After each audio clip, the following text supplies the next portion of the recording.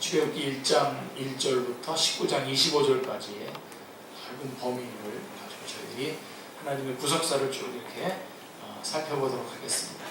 출애굽기.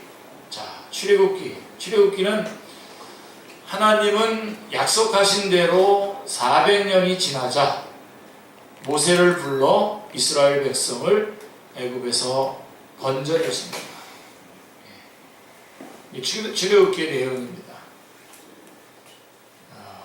그래서 약속을 신실하게 약속을 지키시는 신실하신 하나님을 보여주시며 또 그들을 어떻게 구원하여 주셨는가를 보여주시는데 그 방법이 유월절입니다.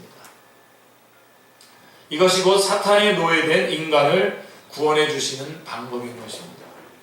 그래서 여러분들이 구속사의 관점으로 간단하게 정리한다면 창세기 3장 15절의 원시복음, 그 다음에 출애굽기는 출애굽기 12장의 유월절 어린 양, 다 예수님을 가리키는 말씀이겠죠. 자, 출애굽기는 하나님께서 아브라함에게 약속하신 창세기 15장 13절로 16절의 말씀을 어떻게 이루어 나가시는가, 성취하시는가라고 하는 것을 기록하고 있습니다. 아브라함과 언약을 맺은 지 400년이 흐른 뒤에 그 후손들이 큰 민족을 이루어 나오게 될 그 역사에 대해 관심을 갖되 하나님의 약속이 어떻게 성취되었는가를 우리는 출애굽기에서 보게 됩니다. 자, 애굽으로 내려간 이스라엘은 애굽 바로의 학대 가운데서도 번성했습니다. 하나님은 그들을 약속의 땅으로 인도하시려고 하는 것입니다.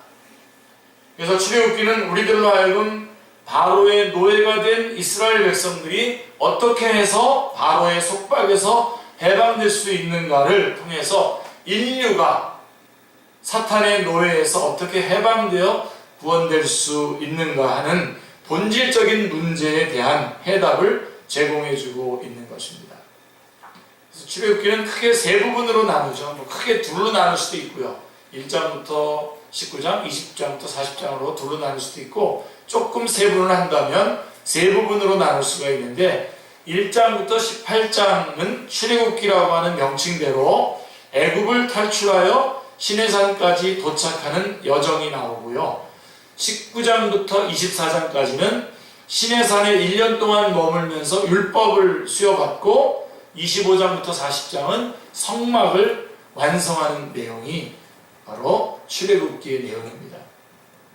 자, 먼저 출애굽기 1장 1절로 5절 말씀을 보시면 자, 애굽으로 내려간 이스라엘인데요. 자, 1장 1절에 이렇게 되어 있습니다. 애굽에 이른 이스라엘의 아들들의 이름은 이러하니라 라고 이렇게 말씀하고 있습니다. 자, 이 말씀은 창세기 46장 8절과 똑같은 말씀으로 시작을 하고 있는 것이죠. 그래서 이것은 출애굽기가 새로운 이야기가 아니라 창세기에서 시작된 일에 연속된 것을 강조하기 위한 것입니다. 하나님은 이미 창세기 15장 13절로 16절에서 아브라함에게 그 후손들에게 가나안 땅을 주실 것을 약속하셨습니다. 그러나 당장 주시는 것이 아니라 400여 년의 종살이를 한 후에 주실 것이라고 말씀하셨습니다. 하나님은 이 약속을 성취시키고자 야곱과 그 자손들을 창세기 마지막 부분에서 혹독한 기근을 통해서 애굽으로 내려가게 하셨습니다. 애굽으로 내려간 인원이 70명입니다. 출애굽 당시에는 근데 그 70명이 출애굽할 때에는 몇 명이었냐면 맨 처음에 숫자를 계산했을 때에 장정만 60만 3,550명이었습니다. 민수기 2장 32절에 말씀하고 있습니다.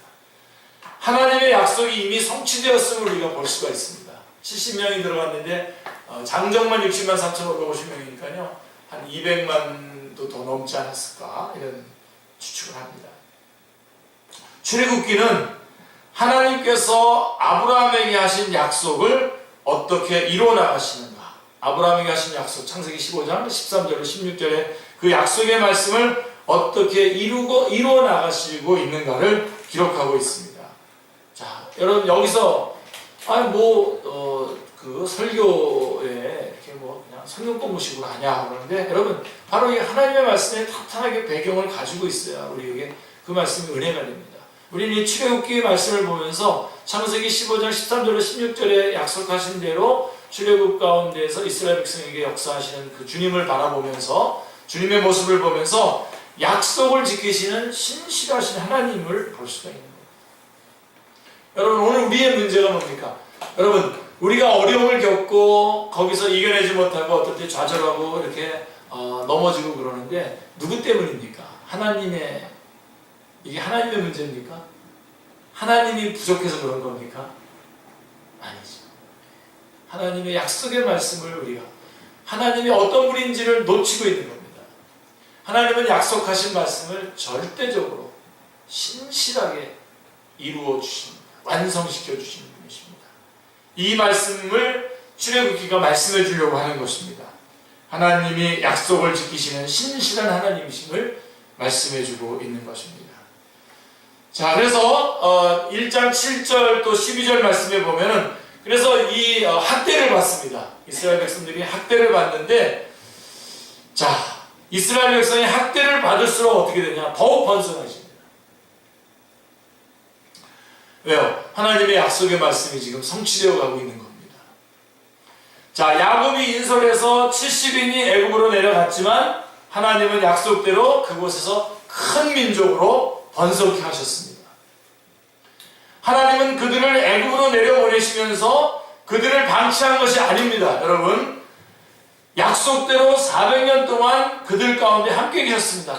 유명한 말씀이 바로 창세기 46장 4절의 말씀입니다. 자, 우리 급하게 안 띄워지니까 여러분 성경 한번 찾아보세요. 성경 창세기 46장 4절 말씀 한번 보십시오. 이 말씀 여러분 꼭 붙잡으시기 바랍니다. 우리 축제교회 성도들을 놓고 제가 늘 기도할 때마다 붙잡는 말씀입니다. 46장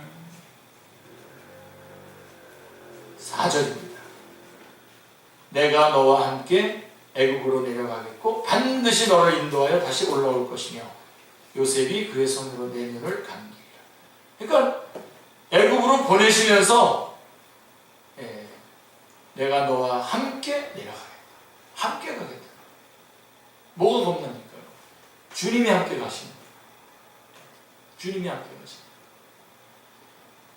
거예요. 이게 약속이에요, 여러분.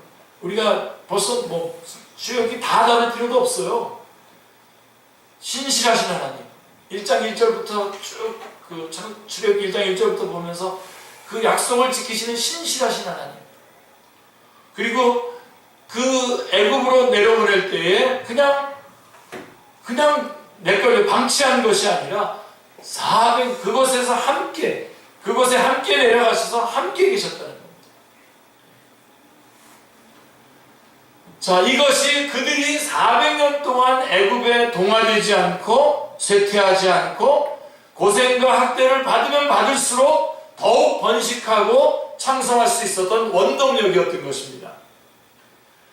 요셉의 세대가 다 죽고 이스라엘 백성이 애굽에서 번성해서 온 땅을 가득 채웠다는 사실을 말함으로써 1장 7절에 말함으로써 머지않아 이들에게 새로운 삶의 터전이 필요할 것을 암시하고 있습니다. 야곱과 함께 애굽에 내려간 자가 70명이었지만 하나님께서는 생육하고 불어나 번성하고 매우 강하여 온 땅에 가득하게 되었다고 1장 7절에 말씀하셨습니다. 이것은 창세기 35장 11절에서 베델로 간 이스라엘, 야곱이죠. 야곱의 이름이 이스라엘에게 약속하신 것과 같은 내용인 것입니다. 보면 하나님께서 약속하신 것들이 아주 너무나 정확한 때에 정확한 시간에 신실하게 지켜주시는 것을 보게 됩니다.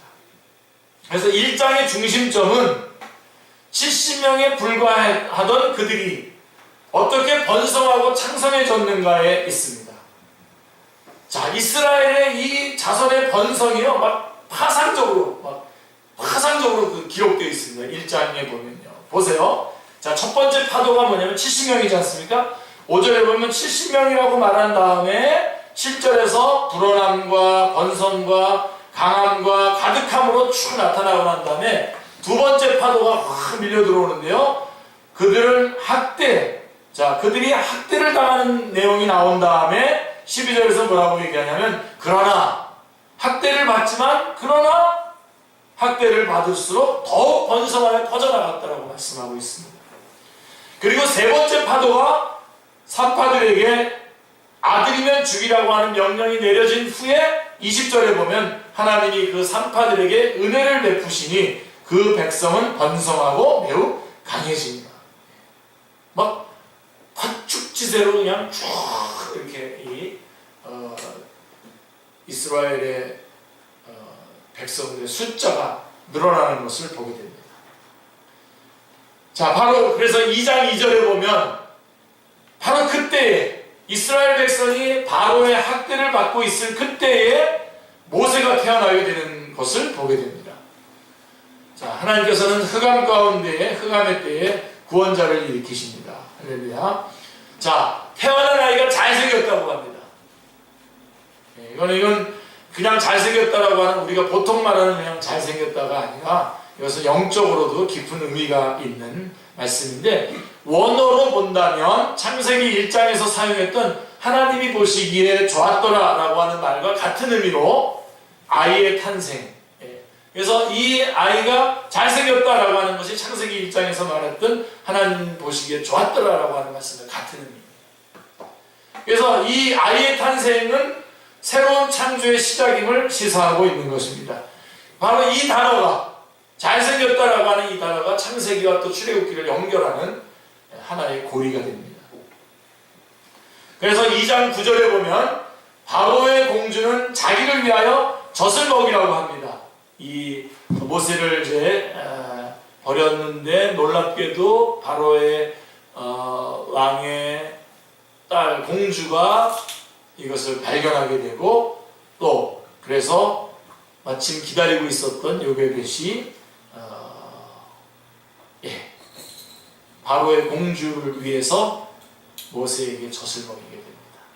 이것은 다니엘서 1장에서도 보는 것처럼 비록 그들이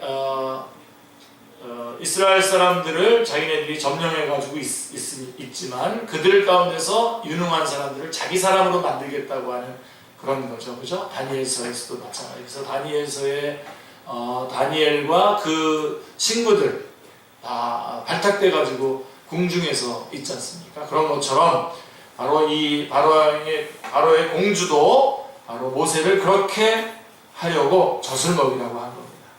자, 그러나 모세의 어머니 요게벳은 그 아들을 젖을 먹일 때에 바로의 딸을 위해서 먹인 게 아니죠. 그죠? 어떻게 했습니까? 이스라엘을 위해서 곧 하나님을 위하여 모세에게 믿음의 젖을 먹였던 것입니다. 그게 2장 11절에 나와 있는 내용입니다. 그 후에 35년간 모세가 애굽의 학문과 문물을 교육받았다 하더라도 그것이 모세의 정신과 사상을 빼앗거나 바꿔놓을 수 없었습니다. 그래서 결코 동화되지 않고 자기 민족을 생각하는 마음을 갖고 있었던 것이죠. 그러니까 모세는 애굽 사람에게 매를 맞고 있는 한 히브리 사람을 자기 형제라고 불렀습니다. 모세는 종살이를 하고 있는 히브리 사람이 애굽 사람에게 맞는 장면을 목격했습니다. 속으로 분하게 여기면서도 모른 척 지나칠 수 있었지만 그러나 이 광경을 보자 참을 수 없는 의분이 발했던 것입니다. 왜냐하면 그 초라하고 불쌍한 히브리 사람을 자기의 형제로 인정했기 때문입니다. 물론 바로 그 순간 그래서 애굽 사람을 쳐 죽였는데 이것 때문에 이렇게 되는 바로 그 순간에 모세는 그가 가지고 있었던 모든 그 권리들을 다 포기하는 시간이 되는 거죠. 애굽의 왕, 애굽의 공주의 아들이라고 하는 모든 권리를 한꺼번에 다 포기하는 거죠. 히브리서 11장 24절로 26절 말씀해 보시면 믿음으로 모세는 장성하여 바로의 공주의 아들이라 칭함받기를 거절하고 도리어 하나님의 백성과 함께 고난받기를 잠시 죄악의 낙을 누리는 것보다 더 좋아하고 그리스도를 위하여 받는 수모를 애굽의 모든 보화보다 더 큰 재물로 여겼으니 이는 상주심을 바라거니와. 모세는 예수 그리스도를 위하여 능력을 받았다는 것입니다. 이게 성경의 증언입니다. 모세는 하나님의 나라 건설을 위하여 구속사에게 뛰어든 것입니다. 구속주는 예수 그리스도이시기 때문입니다. 그래서 그리스도를 위하여 고난을 받았다. 그리스도를 위하여 받는 수모를 애굽의 모든 보화보다도 더 큰 재물로 여겼다라고 하는 것입니다. 감동이 없으십니까? 누가 부자냐? 주님을 위해서 능력을 당하고 수모를 당하는 그게 가장 부자인 것입니다. 가장 큰 재물입니다. 실감이 안 나시죠? 예, 아멘이 안 나오시는 거죠. 좀 말씀대로 사십시오. 그래야 이런 게 실감이 나고 아멘이 되죠. 예.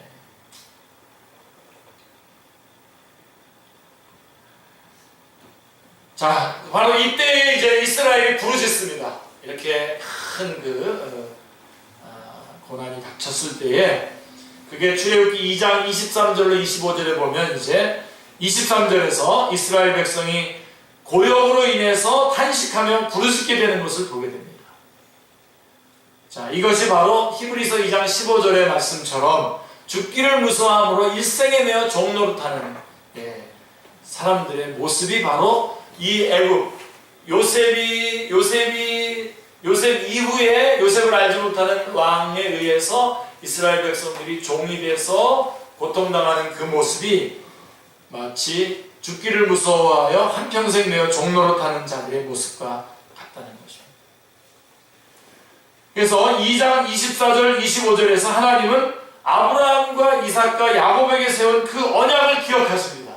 이게 아주 굉장히 중요합니다, 여러분.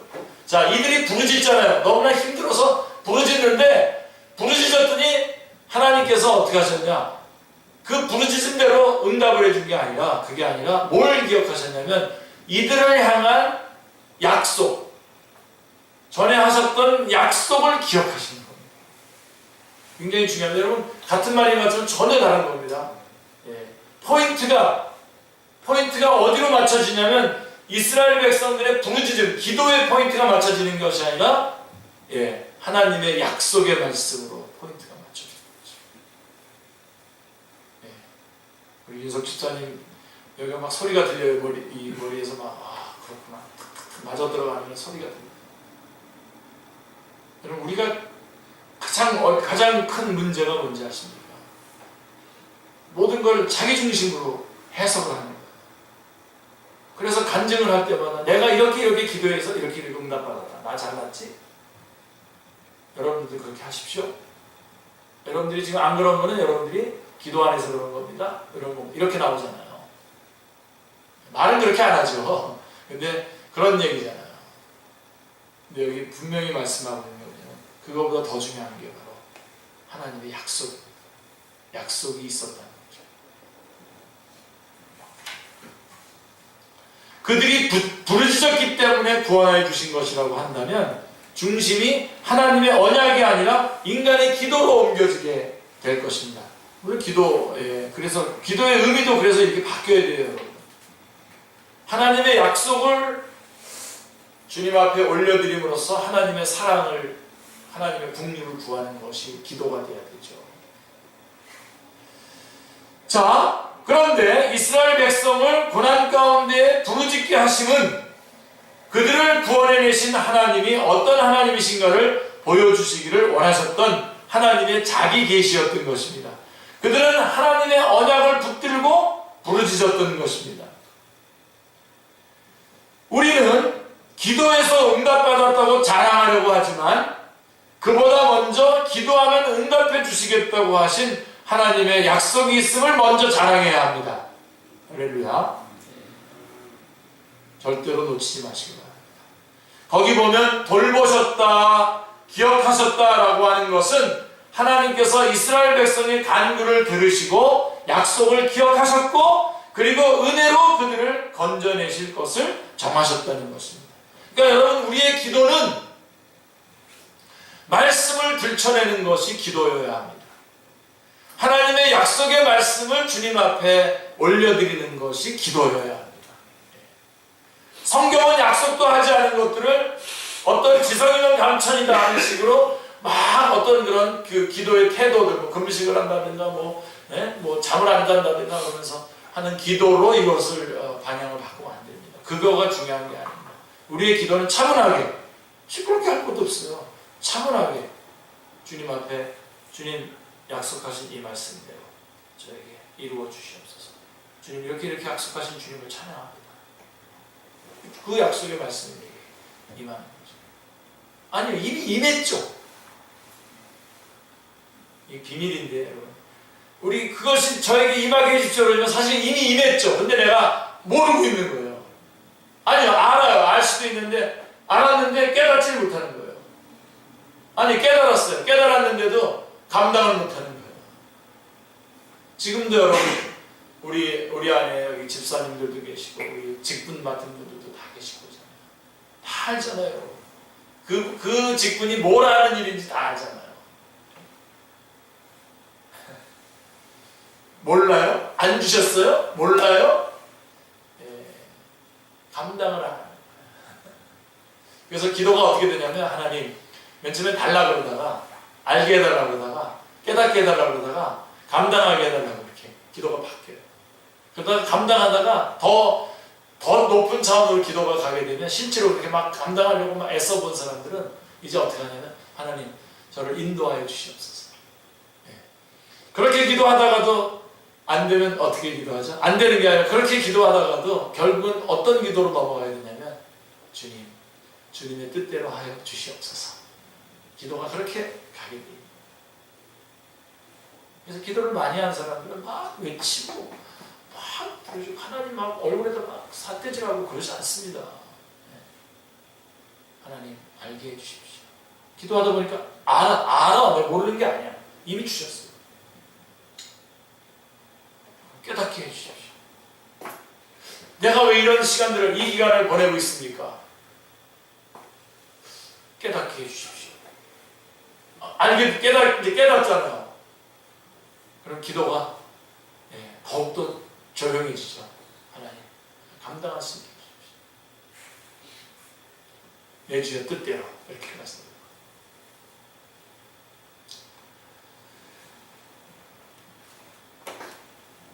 그래서 여러분, 이미 주님께서 우리 하나님 앞에 우리가 기도할 때에 하나님께서 우리에게 약속하셨던 약속들을 기억하셔서 응답해 주시는 것입니다. 아멘. 여러분 절대로 바보같이, 더 이상 바보같이 그러지만 이 땅의 어떤 재래 우리 그런 종교들과 같이 똑같이 마치 내가 무슨 지성이면 감천식으로 그렇게 하지 말자. 우리 신학자들 가운데도 그렇게 이거 전개하는 사람도 있어요. 부흥이라고 하는 것이, 여러분 우리 부흥이 일어나잖아요. 부흥. 언제 일어나는 거예요? 부흥. 우리 축제교회는 부흥이 지나간 건지 모르겠어요. 지난번에 전에 이렇게 좀 지나간 건지 아니면 아직도 있는지 모르겠는데 언제 일어나는 겁니까? 사람들이 이렇게 생각해요. 우리가 뭔가 조건을 다 어떤 신학자들은 그래요. 조건을 잘 갖추면 부흥은 자동적으로 일어난다고 생각해요. 그렇습니까? 역사를 보세요. 교회사를 보세요. 주님이 주도적으로, 주권적으로 하시는 겁니다. 그래서 우리는 어떻게 되냐? 오늘도 여러분, 주일 예배 들어갈 때 저는 만감이 교차하면서 옵니다. 주일에 올 때마다, 예배드리러 올 때마다. 그러면서 마지막 결론, 딱 여기 들어와서 결론은 뭔지 아세요? 항상 예배. 내가 하나님 앞에 예배드리자. 내가 하나님 앞에 예배자로 쓰자. 딴 사람이 누가 어떤 집사님이 안 오고 이런 거가 아니라 내가 주님 앞에 예배자로 쓰는 거. 그럼 그게 제일 중요한 겁니다, 여러분. 그래서 하나님이 역사하시는 겁니다. 안 하시면 그대로 하는 겁니다. 그리고 이것이 부흥입니다. 이것이 여러분, 제가 지난번에 어떤 분하고 만났는데, 이 한국 교회가 이제 안 되겠는데 사람들이 다들 교회들 안 나오고, 조금만 그랬더니 또 미국에서 목회하시는 목사님은 그 정도가 아닙니다. 여기 이민교회는 교회 사람들이 떠나는 것 정도가 아니라 교회끼리 그 성도들끼리 모여서 합친대요. 그래서 목사님들 내쫓아버린대요. 그래요? 그래서 한국은 그래도 아닌데 이렇게 했는데요. 그래서 어렵다 그랬더니 한 분이 그러셨어요. 여기 여러분 중에 누가 그랬는지 모르겠는데 교회를 순수하게 성도들을 순전한 성도들로 만들어 가시는군요. 하나님께서 이렇게 말씀하시더라고요. 몇 프로인지 몰라. 25% 이미 아니라는 것도 확인됐죠. 그죠? 25% 우리 한국의 그리스도인 숫자 25% 아니라는 것이 다 깨졌어요. 10% 그래도 다들 흔들어요. 아닐 거라고. 2% 그것도 많이 잡는 거예요. 진짜 주님을 위해서 구원받은 그리스도입니다. 주님을 위해서 정말 순교도 불사할 수 있는 성도들이 불사가 되겠습니다. 여러분 도식적으로 하지 마세요. 그러니까 우리는 준비하되 마치 이렇게 했으니까 누구는 부응했고 누구는 안 했고 이렇게 얘기하지 마세요. 제가 마치 안 부응한 쪽에 있는 교회 목사이기 때문에 이걸 얘기하려는 것이 아니라 하나님의 부응은 하나님의 주권에 속해 있는 겁니다. 하나님의 약속에 있는 것입니다. 이스라엘이 아무리 부르짖었어도 만약에 주님께서 이스라엘에 대해서 약속한 것이 없었다면 아마 이러한 출애굽의 역사를 일어나지 않았을 것입니다. 그러나 분명히 약속이 있었죠. 창세기 15장 13절로 16절에 약속이 있었고 그것대로 이루어지고 있는 것입니다. 그래서 다시 한번 우리는 기도해서 응답받았다고 자랑하려고 하지만 그보다 먼저 기도하면 응답해 주시겠다고 하신 하나님의 약속이 먼저 있었음을 그것을 자랑해요. 하나님께서 우리에게 기도하면 응답해 주시겠다고 약속하셨다. 이것을 자랑해요. 자, 그래서 이제 바로 아브라함과 이삭과 야곱의 하나님이라고 하는 출애굽기 3장에 그 유명한 말씀이 나오는 거죠. 하나님께서 성경에서 하나님께서 자기 자신을 계시하시는 아주 중요한 부분입니다. 출애굽기 3장 6절, 14절, 15절, 4장 5절. 자, 그래서 14절에 보면 출애굽기 3장 14절에 보시면 나는 스스로 있는 자이니라 라고 말씀하고 있습니다. 자, 이 말씀은 하나님은 피조된 존재가 아니라 시작도 끝도 없으신 홀로 영원하신 분임을 의미하고 있는 것입니다. 하나님은 가장 완전하신 완전히 존재하시는 분이시며 모든 존재의 근원이 되시는 분입니다. 스스로 있는 자란 개념은 하나님이 역동적으로 움직이고 계신다라고 하는 의미인 것입니다. 나는 나다. 나는 나다. 나는 내가 있기를 원한다면 어디든지 있을 수 있다. 그래서 하나님은 그분의 백성과 끊임없이 함께 움직이시며 지속적으로 역사를 만들어 가시는 분이십니다. 그게 바로 나는 스스로 있는 자라고 하는 14절의 말씀이고, 두 번째로 아브라함의 하나님, 이삭의 하나님, 야곱의 하나님이라고 말씀합니다. 출애굽기 3장 6절 15절에 보시면 이것은 하나님이 언약의 하나님이심을 나타내 주고 있는 것입니다. 기사와 이적의 하나님, 복 주시는 하나님을 구할 것이 아니라 언약의 하나님, 그 언약을 성취하여 주시는 하나님으로 충분한 것입니다. 그리고 15절에 보면 너희 조상의 하나님 여호와라고 말씀하고 있습니다. 여호와라고 하는 계시가 연결이 되는 겁니다. 하나님이 또 출애굽기 3장 15절 제가 읽어드릴게요. 하나님이 또 모세에게 이르시되 너는 이스라엘 자손으로 이르기를 너희 조상의 하나님 여호와 곧 아브라함의 하나님, 이삭의 하나님, 야곱의 하나님에게 나를 너에게 보내셨다. 그러니까 이 아브라함과 이삭과 야곱의 하나님이라고 하는 그 언약의 하나님이 바로 여호와라고 하는 이름과 연결이 되고 있는 것을 결부된 그런 여호와라고 하는 조상들에게 세우신 언약과 결부된 성호인 것을 말씀해주고 있습니다. 이와 같이 여호와는 하나님의 언약적 이름인 것입니다. 곧 여호와는 나는 약속을 지키는 자다. 나는 내 백성을 위해서 행동하는 자다라고 하는 의미인 것입니다.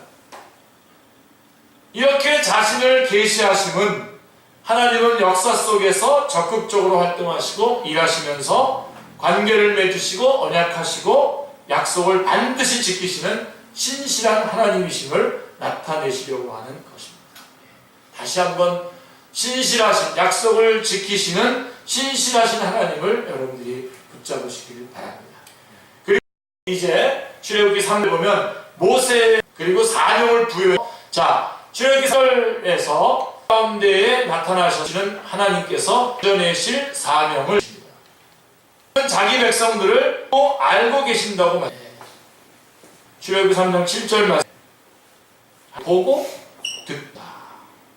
8절에서 하나님, 자, 그 고통을 내가 들었고 안 하면 내가 내려가서 건져내겠다라고. 10절에서는 어떻게 하냐, 너를 바로 너에게 내 백성 이스라엘에서 인도하여 내게 하고 있습니다.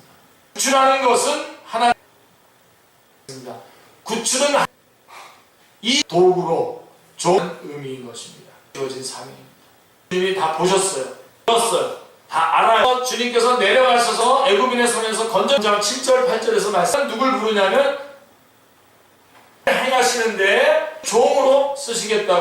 이것이 바로 주어진 사명입니다. 우리도 마찬가지입니다. 역사가 진행이 되는데 그 도구로 쓰임을 우리를 부르신다라고 하는 것을 마시기를 바랍니다. 하나님을 구원해내시기 위해서 내려오시는 하나님이십니다. 그때도 내려오셨고 우리 예수님께서도 이 땅에 내려오셨습니다. 말씀이 육신이 되어 우리 가운데 있습니다. 어떻게 합니까? 저는 삼승입니다. 뒤에 모세가 하나님께 가면 이스라엘 자손을 내가 누구이까 나는 할 수 없다고 하는 것을 보게 됩니다. 모세는 사실은 두 사람이 못하고 도망갔다. 그래서 없다고 하는 것이 정직한, 그래서 하나님 계시되 내가 반드시 되리라 말씀하셨습니다. 이는 모세는 물론 없는 것입니다. 아니라 내가 하는 말씀인 것입니다. 하나님이 일하시는데 모세로 사용하시겠다고 하는, 하나님은 우리를 도구로 사용하고 계시는 것입니다. 자, 이 부분만 하고 크게 19절 반까지만 합니다. 목적과 근거가 주부터 8절에 나옵니다. 자, 6절 이 세 절 속이 나아가서 성경 중요한 계시가 들어있습니다. 그래서 이것까지는 오늘 6장 6 백성들을 애굽 목적과 가 계시되어 있습니다. 출애굽 있습니까? 예, 너희를 내 백성으로 구속입니다. 구속. 그게 바로 나오는 성량에 대한 이야기. 그래서 이 너희를 성량 삼는다라고 하는 이 1장부터 19장에 인류에 팔려 하는 것을 보았습니다. 후예들이 돌아와 되기 위해서는 지불하는 구속입니다. 출애굽의 방법은 구속이요. 출애굽의 목적이 뭡니까? 예. 적으로는 이스라엘을 구해서 되게 하는 것이 1차적이다. 그리고 이것은 뭘 의미하는 걸까? 하나님의 노예가 된 하나님의 백성으로, 이것이 출애굽 구속이요 성량이요 하나님의 백성 노예가 된 인간을 만드는 것이. 자, 이 출애굽의 근 바로 세 번째 보시면 내가 이삭과 야곱한 땅으로 너희를 인도하게 주어 기업을 삼게 주시기로 약속하신 것을 근본전에요 약속해 주시려고 하는 것입니다. 11장에 보면 11장 한 가지 재앙이 나옵니다. 10가지 재앙을 얘기한 한 가지 재앙으로 이것이 돼요. 보시면 여호와 계시기를 내가 이를 바로와 그가 너희를 보내 반드시 라고 말씀하고 있습니다. 자, 노예가 된 그들이 있었는가? 사탄에게 매여 있는 노예 구원을 받을 수 있는 그것의 핵입니다. 어린 양의 피죠. 10가지 재앙이 동원되죠. 10가지 피, 개구리 배우잖아요, 여러분. 피, 개구리요. 였는데 하나님 하기 위해서 여러분 10가지 바로 재앙을 다 쓰셔야 되는 거예요. 그럴 필요가 없죠. 노아의 홍수 물로 한 방에 했죠.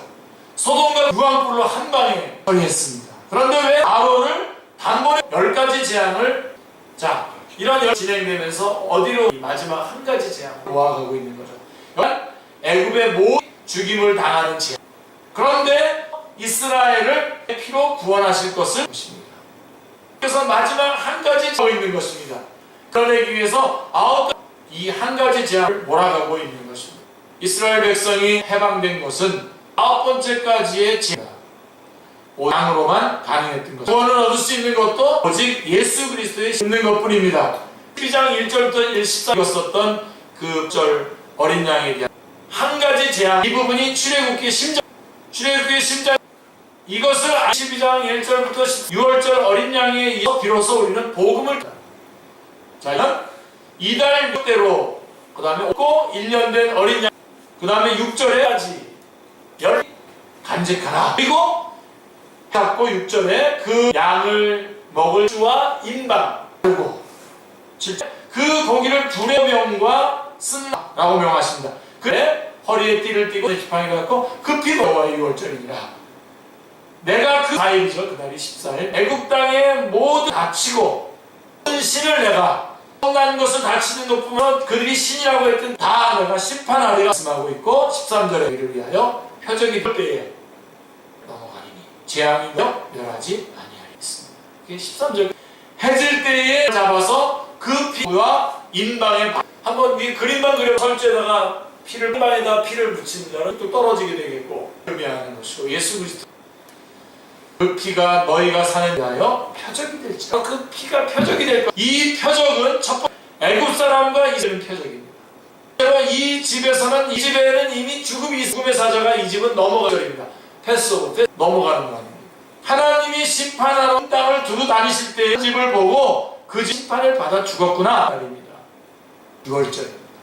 이스라엘 집에도 죽음은 있었습니다. 그렇죠? 애굽에 죽음이 있었던 것이 아니라 죽음은 있었습니다. 뿌려진 피가 말씀해주고 다만 그 장자가 있습니까? 어린 양. 아멘. 하나님께서 피를 내 너희를 피를 볼 때란 집안에 있는 자들을 하는 것입니다. 본다라고 하는 것은 그 자들도 죽으라고 하는 말씀인 것입니다. 죽음을 의미하기 때문입니다. 공의와 관련이 있는 말씀. 피는 의미하고 피를 하기 때문입니다. 즉 사함이 없다고 이제는 말씀하고 있습니다. 10장 11절은 피가 죄를 말하고 있습니다. 그런 이 예수를 하나로서 믿음으로 말미암는 하고 말씀하고 있습니다. 처음 난 것, 장자는 대표서 죽인다는 뜻입니다. 장자만 죽인다. 하나님 앞에서는 있다고 로마서 3장 9절은 온 세상이 심판하리 모든 것을 다 치겠다라고 이 장자가 모든 것을 다 치겠다는 겁니다. 다 치겠다는 겁니다. 장자를 치심은 모두가 죽었다는 의미가 있는 예수 그리스도께서 우리 심으로써 죽은 것임을 예표하고 그러므로 그냥 하지 않고요 6월 그리스도께서라고 희생하셨다고 말씀합니다. 자, 이게 13장에서는 문 인방과 좌우선 사람도 자기 집 문 밖에 집 밖으로 나냐 밖으로 예수 그리스도 안에서 안전을 보장받을 수 그 안에 있어야 됩니다. 그 안에 있기를 바랍니다. 2절에 보면 첫 달이 되게 하라. 이것은 6월절을 통하여 역사가 바뀐 것을 역사의 주인이 누구인가 것입니다. 6월신 예수 그리스도의 역사와 인성하시기를 바랍니다. 우리가 지금에서 신실 하나님에 대해서 해보았습니다. 여러분 어마어마하게 공격해옵니다. 2016년을 2달이 접어들게 되는데요. 세상이 우리를 힘들게 하지 마십시오. 온전히 성취하시고 속의 말씀을 성경은 우리들 약속하신 말씀을 우리를 참 예정하셨다는 구원하시고 성부 성자 하나님 그리고 예수님이 오셔서 돌아가신 겁니다. 그리고 성령님 지금 그것이 바로 나를 위한 사건 분명하게 말씀해주고 있어요. 어마어마한 역사가 나한 사람 어마어마한 역사가 진행. 그런데 이런 땅에서 할퀴 받는 것들 우리가 좀 우리를 겪고 실망하는 그런 일로 인해서 그런 것 때문에 역사심을 소홀히 하고 꼭 그 안에서 담대하게 살아나가십시오. 뭐 아프면 요즘 뭐 이런 것들이 아주 그냥 판을 아프면 어떻습니까? 아픈 채로 좀 살으라고 하면 사는 거죠. 더 갈망하게 만드는 거 아닙니까? 또 좀 이따 그래서 더 성공을 짜릿하게 누리게 하려고 하는 주님의 배려 부상이 없게 하려 하십니다. 이 주님을 붙잡고 살아가시기 바랍니다. 다 천국에서 그의 상속자 하나님의 자녀들이 붙잡고 을 치고 북한 하더라도요 일일이 대처하면서 기는 중앙에 있는 고요하게 대하게 여러분의 신앙생활